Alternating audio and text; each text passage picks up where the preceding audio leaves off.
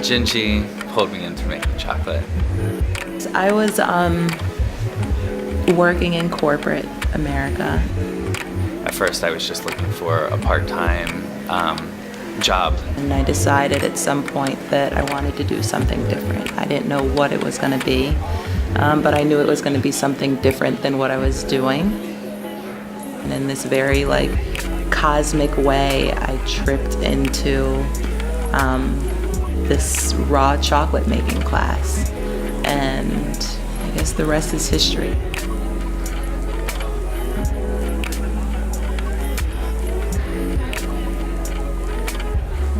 There are different approaches for myself for creating flavors.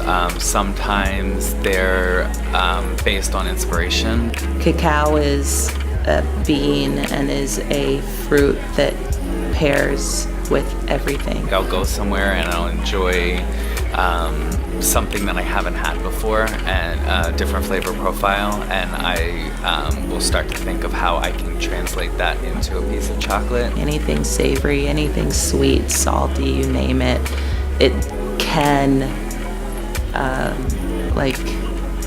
shift itself in order to match with it in this very, very just natural way. So I started to study that, and I started to really pay attention to that, and I started experimenting.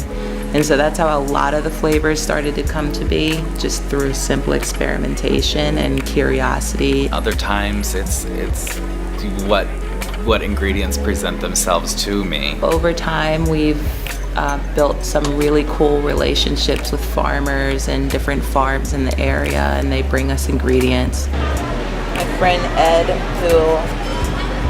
he has a farm in Hartford County in an area called Street, Maryland. And then it becomes a matter of how are we going to accept that into the shop and put it then in the case.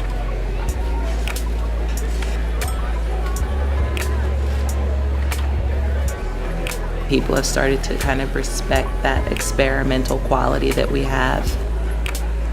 We like to build flavor stories, so that could be an emotional reference point. That could be something that we've seen or heard or smelled or touched someplace else. So it's like a sensory transfer from these other senses into taste. And all of that together kind of leads us to a final flavor.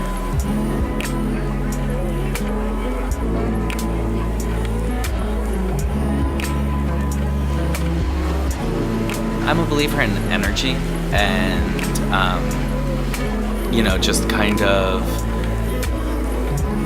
the good that you put into something will translate into the product.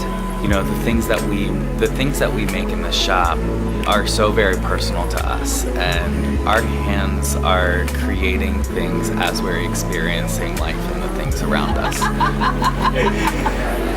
But you need to watch your smart little mouth. It's definitely a labor of love, and I don't know, I think the experience of having something so personal is different than having something that's just made in mass production by machines.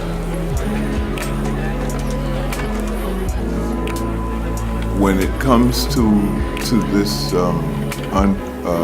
artisanal work and food, the customer is really putting this sense of trust and in many cases, I won't say all cases, but they value the ethic of the person that's doing the preparation.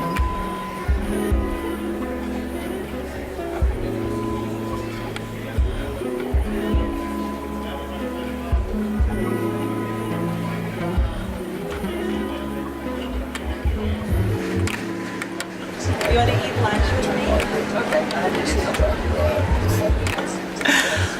It's everything. It's absolutely everything. Jonathan and I met over 10 years ago on a job. And over this decade, we've dipped in and out of different careers, but always kind of crossing paths. And we started to have like this running joke at some point that we'd always just work together. So the fact that we literally spend like 50 hours a week in an 8x10 space is pretty extraordinary. We'll always say, well, who could blame us for going insane? Because we spend so much time in such close quarters, producing so much. Sure.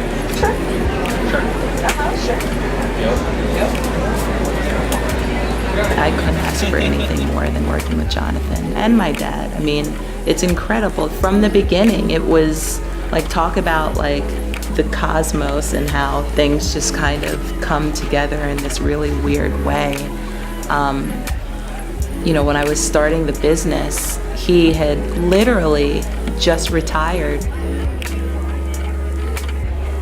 And we decided to do some experiments together from my home. And the ideas were coming very fast and furiously. We're still together ever since, and it's just, I don't know, it just has been easy for me in that way. And I'm just really, really lucky, really lucky.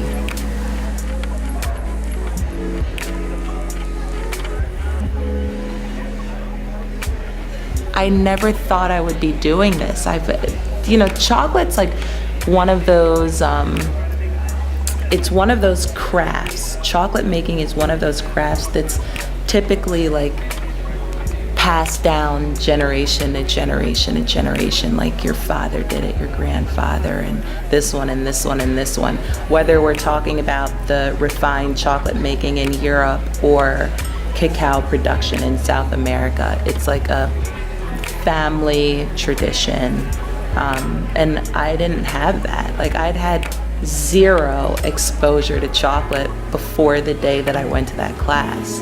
And so every time that people prefer it over another brand that's been established for 100 years, I'm like,